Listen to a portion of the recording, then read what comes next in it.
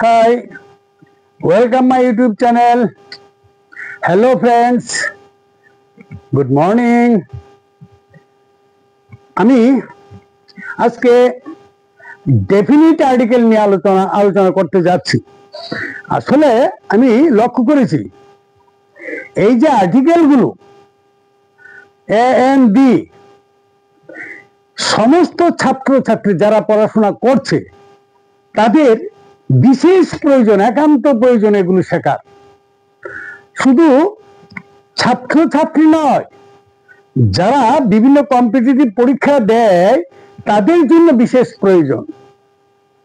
JRBT, আমাদের এখানে JRBT পরীক্ষায় আগামী দিন যারা বসবে তাদের ক্ষেত্রে তো বিশেষ প্রয়োজন, খুবই গুরুত্বপূর্ণ তাদের জন্য। ঠিক আছে, এর জন্য এই আর্টিকেলগুলো জানা একান্ত প্রয়োজন। আমি দেখো বন্ধুরা, আমার ছোট্ট একটা নাতি, আমি ওকে আজকে এই কিছুক্ষণ আগে প্রশ্ন করেছি। নাতিনটা ছোট, কেজি 2-তে পড়ে। তো আমি নাতি এবং নাতিন দুটাকে ডেকে এনেছি। তো ছোট জনকে বলেছি, নাতিনটাকে, this is a pen, this is a book, this is an orange, this is an umbrella. তো এটার বাংলা আমি বলেছি, এটা একটা বই, এটা একটা কলম, এটা একটা কমলা লেবু, এটা একটা ছাতা। তো এ অর্থ একটি, এন অর্থ একটি। তো এখানে এন কেন হলো, এ কেন হলো? তো যে নাকি কেজি 2-তে পড়ছে সে সঠিক আনসার দিতে পারেনি, কিন্তু আমার নাতি কেজি 5-এ পড়ছে। ঠিক আছে, ক্লাস 5-এ পড়ছে, ইংলিশ মিডিয়াম নিয়ে। সে আবার এই প্রশ্নগুলোর উত্তর সঠিকভাবে দিয়েছে। তো যাই হোক, আমরা যারা পড়াশোনা করছি 6, 7, 8, 9, হয়তো সমস্ত স্টুডেন্টই যে সঠিকভাবে আর্টিকেল ইউজ করতে পারে তা নয়। অনেকেই জানে না আর্টিকেল কোন সময় কোনটা হবে। এর জন্য বলছি বন্ধুরা, তোমরা আমার এই ক্লাসটা মনোযোগ দিয়ে শোনো। ঠিক আছে, দেখো আমি আলোচনা করছি definite article B. Definite article B নিয়ে আলোচনা করছি। কোন নেশন বা রেস, দ্যাট ইজ জাতি বোঝাতে আমরা বি ব্যবহার করে থাকি। যেমন দেখো English, okay, the English are industrious, the English are industrious মানে ইংরেজ জাতি পরিশ্রমী। ঠিক আছে, তাহলে জাতি বোঝাতে আমরা আর্টিকেল দি ব্যবহার করব। ওকে, তারপরে দেখো দি বেঙ্গলিজ, বাঙালি জাতি। The Bengalis are intelligent but idle. বাঙালি জাতি বুদ্ধিমান বাট অলস, কিন্তু অলস। ঠিক আছে, the Bengalis are intelligent but idle. তাহলে এখানে বাঙালি জাতি, ইংরেজ জাতি, যে কোনো জাতি বুঝাইতে আমরা আর্টিকেল দি ব্যবহার করব। ওকে, তারপর যদি আমরা এই ইংলিশের আগে যদি বি ব্যবহার না করি, তাহলে দেখো English is an international language. এখানে আমি ইংলিশের আগে বি ব্যবহার করলাম না, তাহলে এটার অর্থ কি দাঁড়িয়েছে? ভাষা। এটা কি? বি যদি না থাকে তাহলে এটা ভাষার নাম হয়ে যাবে। Okay, English is an international language. ইংরেজি হলো একটা আন্তর্জাতিক ভাষা। এখানে আবার দেখো ইন্টারন্যাশনাল আগে এন আর্টিকেল বসানো হয়েছে কেন? এটা ভাওয়েল। আমি আগের ক্লাসে যদি ভাওয়েলের মতো হয় তাহলে এ না বসে এন বসে, এটা তোমরা দেখেছো বিগত ক্লাসগুলোতে। ঠিক আছে, তারপরে এটা তো বুঝতে পারছো বেঙ্গলি স্পেলিংটা একটু ব্যস্কম আছে। বেঙ্গলি জাতি বোঝালে ডাবলি, আর বেঙ্গলি ভাষা বোঝালে এলআই, ঠিক আছে, BNGLI বেঙ্গলি।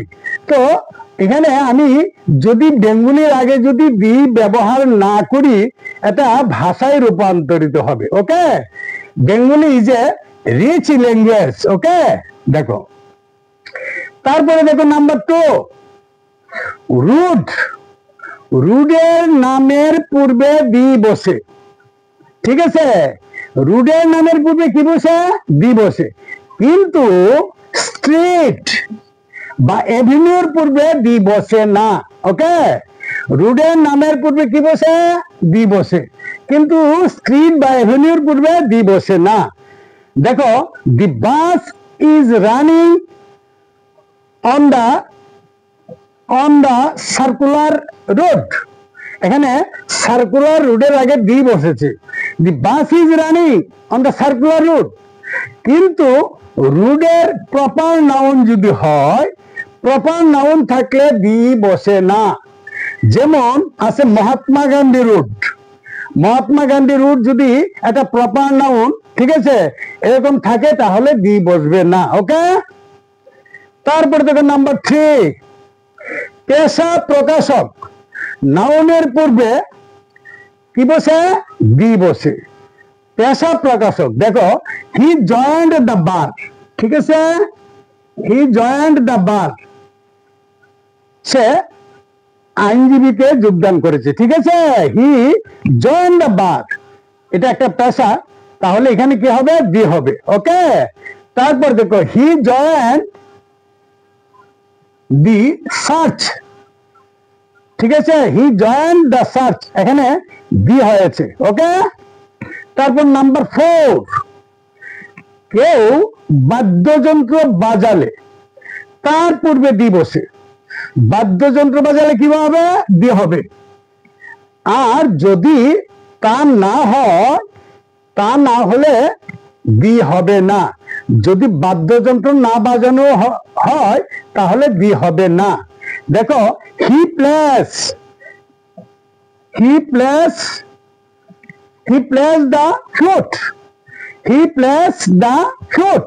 ওকে, বাট কিন্তু he has a flute, he has a flute, এখানে ফ্লুটের আগে বি হবে না, এ হয়েছে, ই হ্যাজ এ ফ্লুট, তার একটি বাদ্যযন্ত্র আছে নাকি, ই হ্যাজ এ ফ্লুট। আবার আরেকটা জিনিস তোমাদের খেয়াল রাখতে হবে, এটা কি? ফ্লেওন। ফ্লেওন যখন গ্রুপ ভার্ব হিসাবে হয় তখনই কিন্তু বি হয় না। যখন প্লেওন গ্রুপ ভার্ব হিসেবে ব্যবহৃত হবে তখন বি হয় না, এটা মনে রাখবে। যেমন he plays on flute, he plays on flute, এখানে বি হয়নি, বুঝতে পারছো? He plays on the flute হবে না। ওকে, ঠিক আছে। নাম্বার 5, ক্রমবাচক সংখ্যার পূর্বে বি ব্যবহৃত হয়। ক্রমবাচক সংখ্যার পূর্বে কি ব্যবহৃত হয়? বি ব্যবহৃত হয়। যেমন দেখো আমি এখানে লিখেছি হু ইজ দ্য ফার্স্ট, এই যে এখানে বি হবে। হু ইজ দ্য ফার্স্ট বয়, এই যে বয় আছে এখানে, আমি এটা বাদ দিলাম, সেকেন্ড বাদ দিলাম। হু ইজ দ্য ফার্স্ট বয়, আমি জানতে চাইলাম হু ইজ দ্য ফার্স্ট বয়, প্রথম কে হয়েছে, কোন বালকটা প্রথম হয়েছে, এটা আমি জানতে চেয়েছি, ঠিক আছে, হু ইজ দ্য ফার্স্ট বয়। তারপরে এখানে হু ইজ দ্য সেকেন্ড বয়, এখানে ও দি, সেকেন্ডের আগে দি হয়েছে, ঠিক আছে। আমি যদি বলি who is the second boy, এই সেকেন্ডের আগে দি হবে। Who is the first boy, ফার্স্টের আগে দি হবে। ওকে, তারপরে দেখো 23rd January is a red letter day. 23rd, এখানে কি হবে? দি, দি আর্টিকেল দি হবে। The 23rd January is a red letter day, 23শে জানুয়ারি একটা স্মরণীয় দিন। Okay, the 23rd January is a red letter day, 23শে জানুয়ারি হচ্ছে একটা স্মরণীয় দিন। ওকে, ঠিক আছে বন্ধুরা, আজকে আমি ডেফিনিট আর্টিকেল দি নিয়ে তোমাদের সামনে আলোচনা করেছি। এটা তোমরা ভালোভাবে লক্ষ্য করবে। এগুলো জীবনের প্রতি ক্ষেত্রে প্রয়োজন। এখন আমি পড়াশোনা করতে গিয়ে এই আর্টিকেলের প্রয়োজন, আর্টিকেল আমাকে শিখতেই হবে। তাছাড়া আমি পড়াশোনা করে BA pass, BSc pass, BCom pass, MA pass করেছি, ঠিক আছে, তারপর তোমাকে ট্যাট পরীক্ষায় বসতে হবে, হ্যাঁ, বিভিন্ন কম্পিটিটিভ পরীক্ষায় বসতে হবে, জেআরবিটি পরীক্ষায় বসতে হবে। তো জেআরবিটির সিলেবাসে আছে আর্টিকেল। এগুলো যারা জেআরবিটি পরীক্ষা আগামী দিন দেবে তাদের বিশেষ প্রয়োজন, আর্টিকেল জানতেই হবে। একটা সেন্টেন্সের মধ্যে কোন জায়গায় এ হবে, কোন জায়গায় আর্টিকেল এন হবে, কোন জায়গায় আর্টিকেল ডি বসবে, এটা আমাদেরকে ভালোভাবে জানতে হবে। ওকে, ঠিক আছে বন্ধুরা, আজকের এই ক্লাসটা তোমাদের কাছে কেমন লেগেছে এটা কমেন্ট বক্সে লিখে জানাবে অবশ্যই। আর তোমাদের কাছে আমার একটা অনুরোধ রাখছি, তোমাদের কাছে অনুরোধটা হলো, তোমরা তোমাদের বন্ধু বান্ধব আত্মীয় স্বজনদের কাছে ফেসবুক এবং হোয়াটসঅ্যাপের মাধ্যমে আমার এই ক্লাসটাকে শেয়ার করে দিবে, এই কথাটুকু বলে আবারও তোমাদেরকে ধন্যবাদ জানিয়ে আমি আমার ক্লাসটা এখানেই শেষ করছি। ওকে।